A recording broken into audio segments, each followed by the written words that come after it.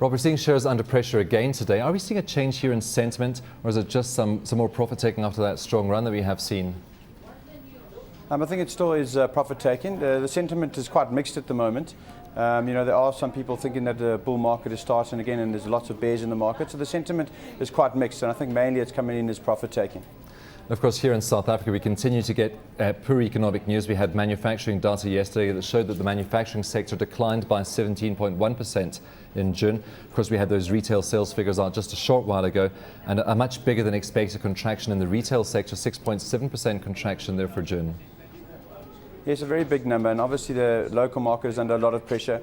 Retailers battling everywhere, and I think that if you're a retailer selling televisions, etc., and that type of stuff, furniture as well, you're under a lot of pressure at the moment, and people just do not have cash or the credit to buy these type of products. Of course, because it really does appear that it is the non-consumable retailers that are, or the durable good retailers that are under pressure at the moment. We saw those results from Shoprite Checkers, well, that trading statement from Shoprite Checkers, pointing to a 25 to 35% increase in profits for the year to June. So pretty good in this environment. Very good numbers actually. 35% if they get to that upper band is a very good number, and it just shows you how that even though the food prices have come down, those retailers haven't really passed those food prices down to the consumer. Another thing, across the water, the food prices looking like they're going to start picking up. So South Africa doesn't look like they're going to get those reduced food prices at the prices that they really wanted, as those levels overseas start to pick up. And of course, I'm sure the Competition Commission will be watching that carefully. Rob, tell me, how about the other food retailers like your Spars and your Woolies? Are they doing as well, do you think, as Shoprite is at the moment? They're still very defensive and they're doing quite well, but I think people do shop away from them and start to move down to Shoprite and trade down. I think Spar is always seen as slightly more superior, well not superior, but high end than it is to Shoprite, and obviously so is Woolworths, and people do trade away from them. So they are defensive, and their numbers on the food side are still quite good, but not quite as strong as Shoprite Checkers. Now, do you think if Shoprite can maintain earnings growth of this magnitude through the remainder of this year, that we could see even better as we head into 2010 and the Soccer World Cup?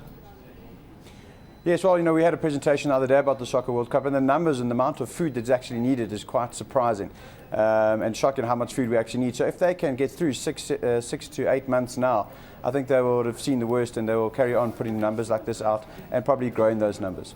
And we also had those results out from BHP Billiton this morning. Of course, we had a trading update recently, so no big surprises. A 30% drop in profit. The second half dividend maintained, but of course the full year dividend is up by 17%. Of course, that's in contrast to some of its rivals like Xstrata and Anglo American. Yes, a very good dividend, 41 US cents. Just shows you how strong their balance sheet is and how much less gearing they have than the others. Xstrata, Rio Tinto and Anglo American didn't come through with dividends at all. And just shows you what a better balance sheet they have than their peers at the moment. Just looking forward though, what's BHP Billiton's outlook? Does he expect things to improve going on from here? They're very cautious with their outlook going forward. They feel that China has finished stocking up and filling up the inventories that they need. And because of that, they feel that there will be a reduction in prices of commodities. That's run of commodities that we've had is going to come to an end. Also, in those numbers, a lot of the iron ore that they sold was at very good prices, up 37% from last year, and that is off record high prices of iron ore. And so they still got very good prices there. So going into the next 6 months, those numbers will start to come down, and the prices they can sell those. So they're very cautious, and I think our analysts have actually downgraded those earnings for 2010. So of course, really the commodity mix was perhaps shielding BHP Billiton here, because we saw much worse earnings out of Anglo American and Xstrata last week. Yes, obviously Anglo American got a lot of platinum in there. They got a very big portion of De Beers. So they're really battling with those. The mix of base metals in Billiton is far superior to some of the other miners at the moment. Of course, we did have that statement from Anglo American this morning that's continuing with that strategy of unbundling non-core assets. It's now planning to get rid of that 49.5% stake that it holds in Tongaat. And of course, that follows news about 2 weeks ago that it was unbundling its stake in Hulamin at the same time. Yeah, so they're going back to their core business of mining. They really do need the money as well, and they need to lighten the stress on their balance sheet. They did those 2 bonds earlier this year as well to try lighten the debt on their balance sheet and push it out further. and they have to get back to their core, and they have to protect themselves from people like Shoprite that are coming to merge or take over, and they need a little bit of cash to protect themselves. We also had that Bidvest trading statement, not much in it except for a 12 to 14% drop in profits for the group. I mean, what do you think of that given the current environment for industrial groups like Bidvest?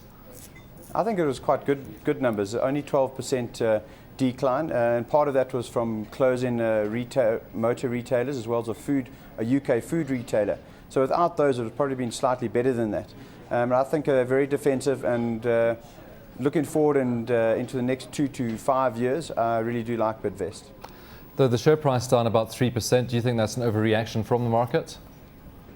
I think there's a bit of an overreaction because of those numbers, but I think if you look deeper into them, the core business is really solid, and I don't see why you wouldn't buy it as a long-term hold in your portfolio.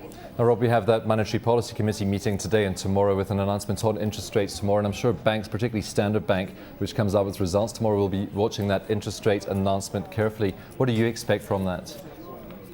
We think that they won't change it at the moment, but we do feel that there could be a double-dip recession in later in the year, and they'll have to cut that rate later in the year. I think with fuel prices moving up, as well as a weakening rand currently, they won't change that interest rate at this meeting now. We're nice to see tomorrow when Standard Bank's numbers come out, how much impairments they've got and how much is their bad debts increasing.